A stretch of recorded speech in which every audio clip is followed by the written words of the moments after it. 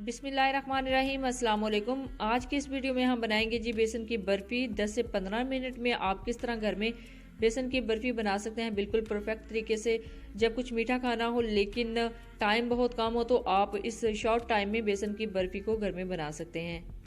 बेसन की बर्फ़ी बनाने के लिए सबसे पहले जो चीज़ें चाहिए वो नोट कर लें। 3 कप मैंने यहाँ पे बेसन लिया है जो आम शॉप से मिलता है। उसी हिसाब से 1.5 कप के करीब घी लिया है। शीरा बनाने के लिए 1.5 कप चीनी है मेरे पास और उसी हिसाब से 1/3 कप पानी है, यानी आधा आपने इसमें पानी यूज़ करना है। जितनी चीनी है उससे आधी मिकदार में पानी यूज़ होगा। 1 टीस्पून सब्ज़ इलायची का पाउडर है और गार्निशिंग के लिए पिस्ता बादाम जितना चाहें आप यूज़ कर सकते हैं, आपकी मर्जी है, हस्बे ज़रूरत आप पिस्ता बादाम यूज़ करें। बर्फ़ी बनाने से पहले ये मेरे पास एक मोल्ड है, इसको पहले मैं ग्रीस करूंगी घी के साथ, ताकि जब बर्फ़ी बना के इसके अंदर सेट करेंगे या कटिंग करेंगे तो आसानी के साथ बाहर निकल आए। ज़रूरी नहीं कि आपके पास इसी तरह का हो, अगर आपके पास जिस शक्ल का भी है आप उसमें, अगर नहीं है तो किसी बाउल में सेट कर सकते हैं बर्फ़ी को बनाकर। मोल्ड ग्रीस करने के बाद अब चलते हैं जी बर्फ़ी की तैयारी की तरफ। तो सबसे पहले शीरा तैयार कर लेते हैं। तो मेरे पास एक पैन है, इसके अंदर जो 1.5 कप चीनी है वो इसके अंदर डालूंगी और जो इससे हाफ क्वांटिटी में पानी रखा हुआ था वो इसके अंदर डालूंगी, ताकि जो शीरा है वो तैयार हो सके। पैन में चीनी और पानी ऐड करने के बाद आपने फ्लेम को ऑन करना है। फ्लेम ऑन करने के बाद इसको अच्छे तरीके से मेल्ट करना है। मेल्ट जब हो जाएगी चीनी अच्छे तरीके से तो फिर इसको 4 से 5 मिनट तक अच्छे तरीके से पकाना है, यानी एक तार की चाशनी बन जाए तो फिर आपकी चाशनी यानी शीरा बिल्कुल तैयार हो जाएगा। चीनी को मिक्स करने के बाद आपने इस चीज़ का ख्याल रखना है कि इसकी जो नीचे हीट है वो बिल्कुल लो होनी चाहिए। लो हीट पे आप इसको पकाएंगे तो बहुत अच्छे तरीके से आपका शीरा परफेक्ट तैयार होगा। अगर हीट लो नहीं होगी, तेज़ होगी, तो इसका जो कलर है वो ब्राउन हो जाएगा। हमें ब्राउन कलर नहीं चाहिए, हमें सेम एज इट ऐसा ही कलर चाहिए, लेकिन उसके लिए आपको फ्लेम कम रखनी पड़ेगी। कुकिंग हो या बेकिंग या फिर आप स्वीट्स बना रहे हैं, उसके अंदर आपको टिप्स को फॉलो करना पड़ेगा। अगर आप टिप्स को फॉलो करेंगे तो आपकी चीज़ परफेक्ट बनेगी। अगर आप टिप्स को फॉलो नहीं करेंगे तो फिर वो चीज़ परफेक्ट वैसे नहीं बनेगी जैसे हमें नज़र आती है। मैं इस वीडियो को थोड़ा सा डिटेल से भी बना रही हूँ क्योंकि सबको पता चल जाए कि इसकी परफेक्ट टाइम क्या है, कितने टाइम में इसको कुक करना है और कितने टाइम में हमने बर्फ़ी को तैयार करना है। 15 से 16 मिनट में हमारी बर्फ़ी परफेक्ट तरीके से तैयार हो जाती है। 4 से 5 मिनट के अंदर तो शीरा तैयार हो जाता ना, उसके बाद जो टाइम बचता है उसमें आप बर्फ़ी तैयार कर सकते हैं। 2 से 3 मिनट के बाद जो चीनी थी वो मेल्ट हो गई है, लेकिन अभी चाशनी तैयार नहीं हुई। 4 से 5 मिनट इसको मज़ीद पकाना है, लेकिन जो आपका फ्लेम है वो मीडियम टू लो कर दें, ताकि जो हमारी चाशनी है वो परफेक्ट तरीके से तैयार हो जाए। इस स्टेज पे आके 4 से 5 मिनट और ज़्यादा कुक करने हैं, ताकि जो परफेक्ट शेप चाहिए हमें बर्फ़ी बनाने के लिए चाशनी की वो आ जाए। मेरी इस वीडियो को डिटेल से बनाने का मकसद भी यही है कि कोई भी पार्ट मिस ना हो, सारी चीज़ें आपके सामने बने, आपको समझ आए कि कितनी देर तक हमने शीरे को पकाना है और कितनी देर तक हमने बेसन को भूनकर उसकी बर्फ़ी बनानी है। इसका एक भी स्टेप आपने मिस नहीं करना। अगर आप मिस करेंगे तो आपसे थोड़ी बहुत गलती हो सकती है। इसी वजह से ये देखिए आपके सामने मैं तैयार कर रही हूँ। इसको 4 से 5 मिनट हो चुके हैं। अभी मज़ीद 1 से 1.5 मिनट और पकाऊंगी, ताकि इसमें जो इसकी परफेक्ट शेप है वो आ जाए और बर्फ़ी हमारी बिल्कुल परफेक्ट बने।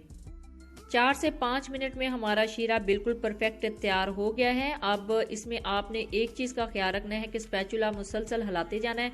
अब मैंने नीचे से फ्लेम ऑफ कर दिया है और हमारा जो शीरा वो बिल्कुल तैयार हो चुका है और इसको एक साइड पे रखूंगी।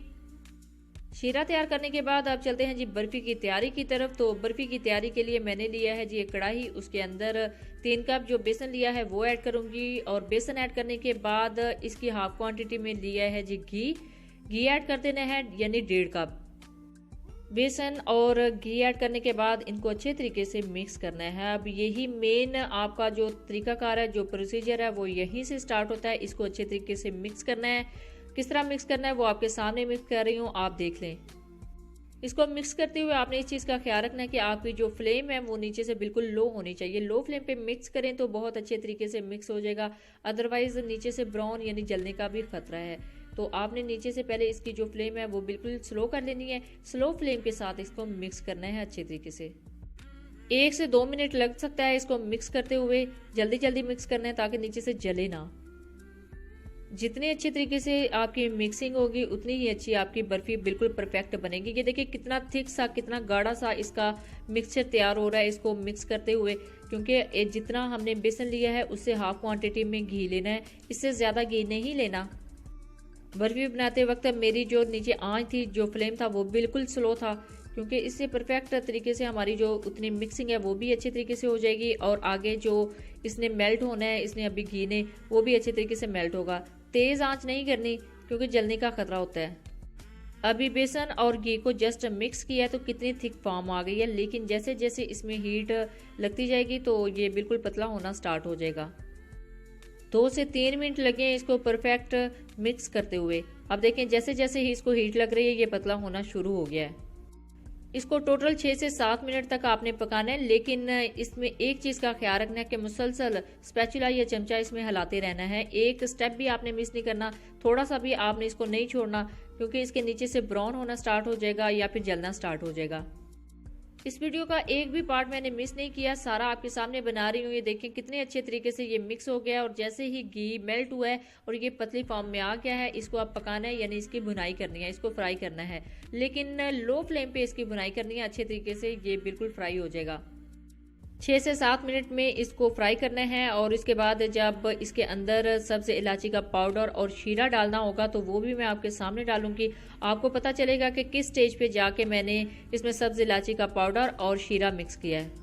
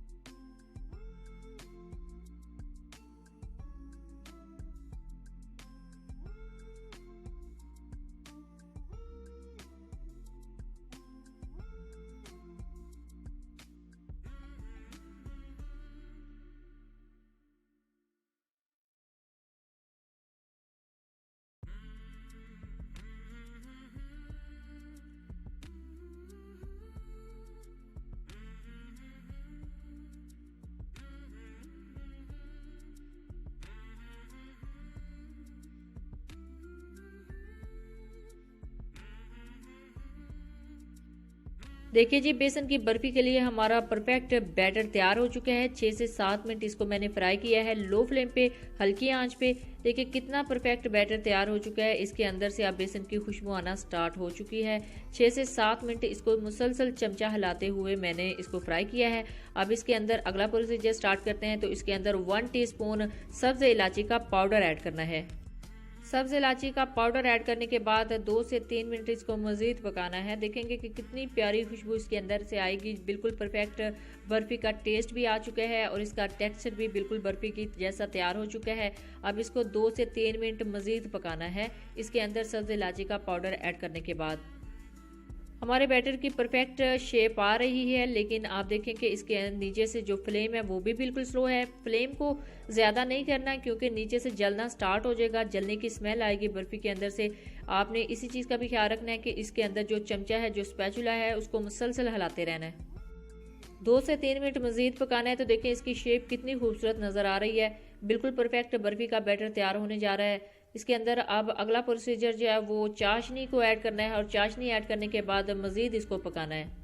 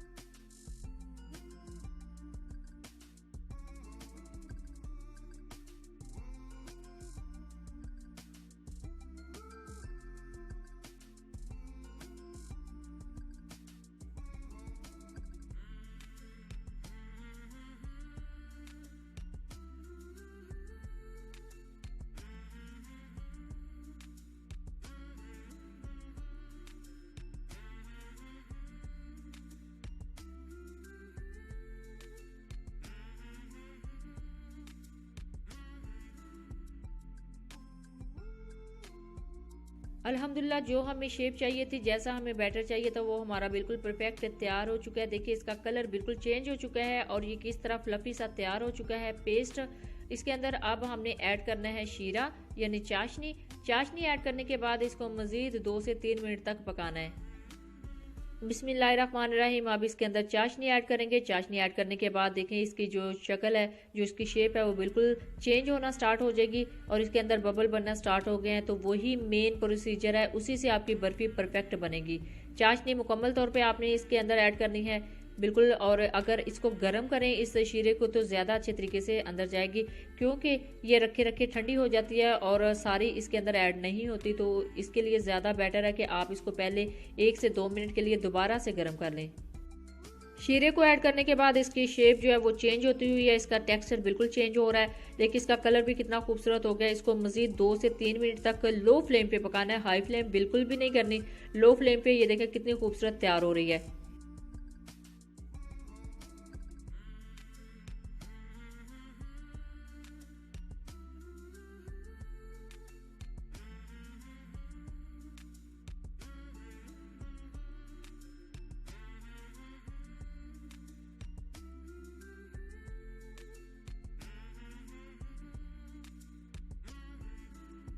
अल्हम्दुलिल्लाह हमारा जो बैटर है बर्फ़ी के लिए वो बिल्कुल परफेक्ट तैयार हो चुका है। ये देखिए कितना खूबसूरत इसका टेक्सचर आया, इसका कलर आया है। यही कलर हमें सेम चाहिए था, इससे ज़्यादा नहीं चाहिए था। और इसके अंदर से घी भी अलग होना स्टार्ट हो गया। तो यही स्टेज है जहाँ से हमारा जो टेक्सचर है वो बिल्कुल तैयार हो जाएगा।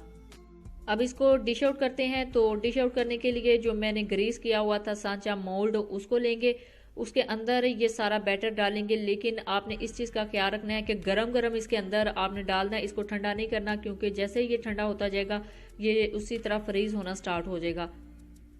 मोल्ड के अंदर सारा बैटर डालने के बाद आपने इसके अंदर से जो एक्स्ट्रा घी है उसको रिमूव कर देना है, उसको बाहर निकाल लेना है और इसको अच्छे तरीके से सेट कर लेना है। क्योंकि हमने देखा था कि जैसे ही हमारी ये बर्फ़ी का असल टेक्सचर तैयार होना स्टार्ट हो गया तो इसके अंदर से घी अलग होना स्टार्ट हो गया है। जितना एक्स्ट्रा घी है वो निकालने के बाद इसके ऊपर गार्निशिंग करनी है। पिस्ता और बादाम से जितनी चाहिए उस पर ज़रूरत आप गार्निशिंग कर सकते हैं।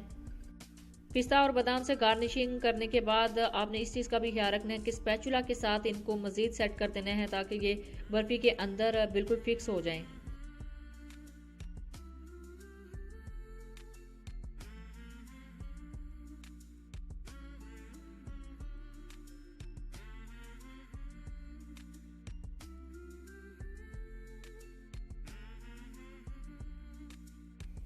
अपनी मर्जी के साथ जैसे चाहें आप गार्निशिंग कर सकते हैं। इसके ऊपर आप वो चांदी का वर्क भी लगा सकते हैं। अगर नहीं लगाना तो आप जस्ट पिस्ता और बादाम से गार्निशिंग करके उसको अच्छे तरीके से स्पैचुला की मदद से प्रेस करना है और ये इसके अंदर ही फिक्स हो जाएगा जब ये ठंडा हो जाएगा। तो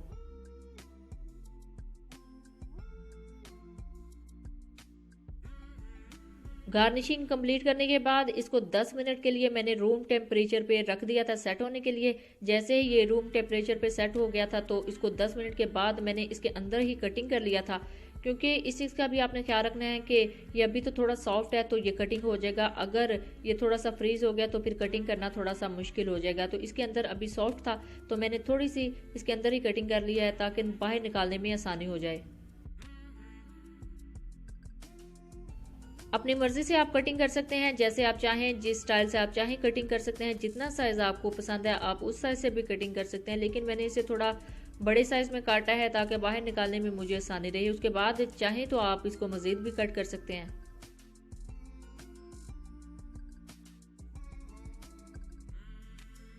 अल्हम्दुलिल्लाह हमारी बर्फ़ी बिल्कुल सेट हो चुकी है, बिल्कुल अच्छे तरीके से फ्रीज़ हो चुकी है। तो 10 से 15 मिनट वेट करने के बाद इसको मैंने बैटर पेपर पे मोल्ड से बाहर निकाला, बैटर पेपर पे रख के मज़ीद इसकी कटिंग की है।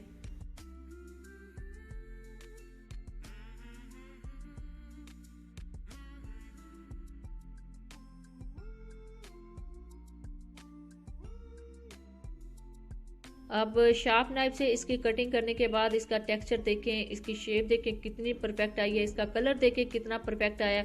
अब इसको बाहर निकाल के मैं आपको दिखाऊंगी कि कितना खूबसूरत ये जो कलर है और बिल्कुल परफेक्ट हमारी बाजार जैसी बर्फी तैयार हुई है बेसन की। कटिंग के बाद इसका एक पीस मैं बाहर निकालूंगी और देखें कि कितना खूबसूरत इसका टेक्सचर है और कितना खूबसूरत कलर आया और इसका टेस्ट भी बिल्कुल परफेक्ट बाजार जैसी बर्फ़ी का ही आया है। अल्हम्दुलिल्लाह हमारी बर्फ़ी तैयार हो चुकी है। आप भी इस तरीके से अपना टाइम सेव कीजिए और बिल्कुल इसी मेथड से बर्फ़ी बनाएंगे तो आपकी बिल्कुल परफेक्ट ऐसी ही बनेगी। बड़ी कटिंग करने के बाद आप इसकी ज़रा छोटी कटिंग की है तो देखिए कितना खूबसूरत इसका टेक्सचर नज़र आ रहा है, कितनी खूबसूरत इसकी शेप नज़र आ रही है। बिल्कुल ऐसी ही बर्फ़ी बाजार जैसी बेसन की बर्फ़ी आप घर में भी तैयार कर सकते हैं।